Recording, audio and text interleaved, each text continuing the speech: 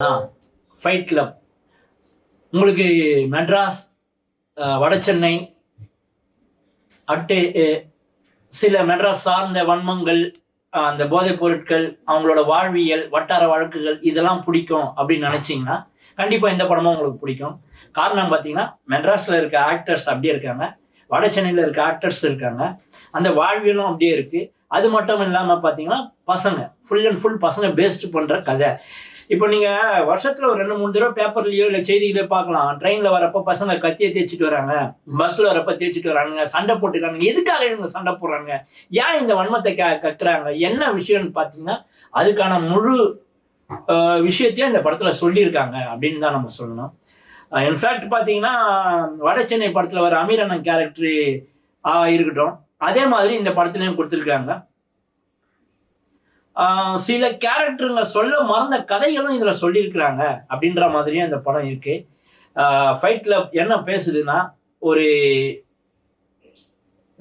என்ன சொல்றது, ஒரு மீனவ நண்பன், ஒரு குப்பத்து இளைஞன் தனக்கான இலக்கையும் தனக்கான என்ன சொல்றது நோக்கத்தையும் ஏன் இழக்கிறான். தன்னோட ஸ்போர்ட்ஸ், அதாவது விளையாட்டுல பெரிய ஆளா வரணும். மேலை நாடுகள்லாம் பார்த்தீங்கன்னா ரொனால்டினோ, மெஸ்ஸி இவங்கெல்லாம் எப்படி சின்ன இடத்துல இருந்து மேலே வந்தாங்க, ஏன் நம்மளோட இடத்துலையும் அந்த அளவுக்கு ஸ்போர்ட்ஸ் இருந்தால் வர முடியல பசங்க. அதுக்கு முக்கிய காரணம் என்ன, அது அரசியல்ல போய் முடியுது. இந்த அரசியல் தான் நம்ம நம்மளுக்கே தெரியாம அக்கம் பக்கத்து வீட்டார், அரசியல்ல இருக்க சின்ன சின்ன போஸ்டிங்ல இருக்கவங்க, நம்மளோட ஃப்ரெண்டுங்க, இவங்கெல்லாம் நம்மளை எப்படி அந்த அரசியல் உள்ள திணிக்கிறாங்க, நம்மளோட வாழ்வியலை மாத்துறாங்க. நம்ம ரவுடிசமா ஏன் மாத்துறோம், புக்கு எடுக்கிறதுக்கோ இல்லை ஒரு பாலை எடுத்துக்கிட்டு நம்ம வெளியில போய் விளையாடுறதை விட்டுட்டு நம்ம ஏன் கத்தி எடுத்துக்கிட்டு உள்ளே ரவுடிசமா வளர்க்குறோம் அப்படின்றத நல்ல தெளிவாகவே சொல்லியிருக்கிறாரு கதை ஆள். பார்த்தீங்கன்னா சசின்னு ஒருத்தர் எழுதியிருக்காரு, இன்னொருத்தர் பார்த்தீங்கன்னா நம்ம அப்பாஸ்ன்றவர் படத்தை எடுத்திருக்கிறாரு. ஸோ படம் நல்லாவே இருக்கு. ஆனால் படம் ஃபுல்லாகவே தமிழ்ல புகைப்பிடித்தல் தப்பு, அதுக்கப்புறம் மது போதைகள் தப்பு அப்படின்னு போட்டே வைக்க வேண்டிய சென்சார் போர்டோட கட்டாயமா இருக்கு. இங்க எப்படி நான் பாக்குறேன்னா, சீமானா நான் சொல்றத நான் பாக்குறேன். ஸோ இங்க சைலண்ட்ன்ற வார்த்தையை சத்தமா தான் சொல்ல வேண்டியது இருக்கு.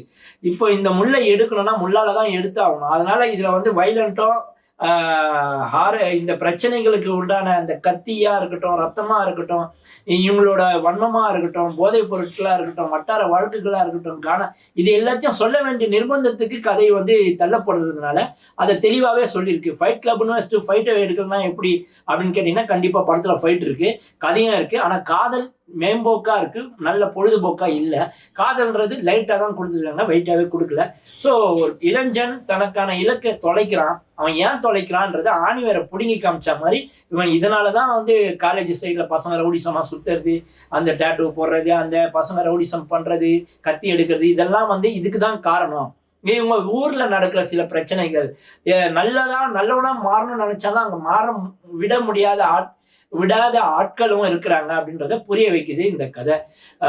கதையில கைத்தட்டணும்னு பார்த்தீங்கன்னா இசையமைப்பாளரை நான் ரொம்ப பாராட்டுவேன். ஏன்னா நல்லா இருந்தது இசை அடிக்கிறவங்களாம் இசையமைப்பாளர் கிடையாது.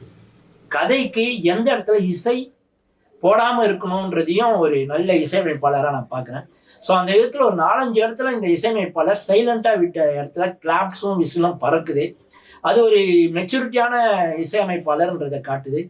எடிட்டிங்கும் பக்காவா இருக்கு. கதையை 4 துண்டா போட்டு ஃபர்ஸ்ட்லேருந்து எடுத்து அந்த ஸ்க்ரீன் பிளேலாம் ரொம்ப அழகாகவும் இருக்கு. ஆக்டிங் வைஸ் பார்த்தீங்கன்னா இந்த உரியடி விஜய் ஏற்கனவே 2 படம் கலக்கியிருப்பாரு, அவரே எடுத்திருப்பாரு. அதுவும் ஒரு நேச்சுரலாக இருக்கும், சமுதாயத்தில் இருக்க பிரச்சனைகளை அசால்ட்டாக சொல்ற மாதிரி இருக்கும். இந்த படத்துல அவரோட ஆக்டிங்கை பார்த்தீங்கன்னா உடம்பு ரொம்ப வருத்தி 6 பேக்லாம் வச்சிருக்காரு. ஸோ ஒரு பெரிய ஹீரோ 6 பேக் வைக்கிறப்ப பாராட்ட தெரிஞ்ச நம்மளுக்கு ஒரு சின்ன வளர்ற ஹீரோவும் தனக்கான இடத்த பிடிக்கிறதுக்காக கஷ்டப்படுறதுக்கு அதுக்கும் நம்ம பாராட்ட வேண்டிய விஷயம். இன்னொன்று ஆக்டிங் வைஸ் சூப்பராக நடிச்சிருக்காப்புல இந்த மனுஷன், ரொம்ப பாராட்ட வேண்டிய விஷயம். நீங்க இப்போ நான் எல்லா இடத்துலையும் சொல்றது இன்னும் சொல்லணும்னா, எஸ்.ஜே. சூர்யா கண் முன்னாடி போன மாதிரி இருந்தது. ஃபியூச்சர்ல அவருக்கு வாய்ப்பும் இருக்கு அப்படின்னு தான் சொல்லணும். நல்லாவே படம் எடுத்திருக்காங்க. இந்த படத்தை போட்டு பார்த்தா எல்லாருக்குமே தெரியும் இந்த படம் கண்டிப்பா ஓடும், லாஸ் ஆகாதுன்ட்டு. இதை தெரிஞ்சுக்கிட்டு தான் ஒருவேளை லோகேஷ் கனகராஜ் இந்த படத்தை ப்ரொடியூசிங் எடுத்தாரா என்னன்னு தெரியல. எப்படி எடுத்திருந்தாலும் அது ஒரு புத்திசாலித்தனம் தான் சொல்லணும். இந்த காலத்து பசங்களுக்கு இவ்வளோ வன்மத்தை காமிச்சு எடுக்கணுமா அப்படின்னு கேட்டா, ஏன்னா அருள்ராஜ் காமராஜோட லேபிள்னு ஒரு வெப் சீரிஸ் போயிட்டு இருக்கு. அது ஈகரா வெயிட் பண்ணி எல்லாரும் பாக்குறாங்க.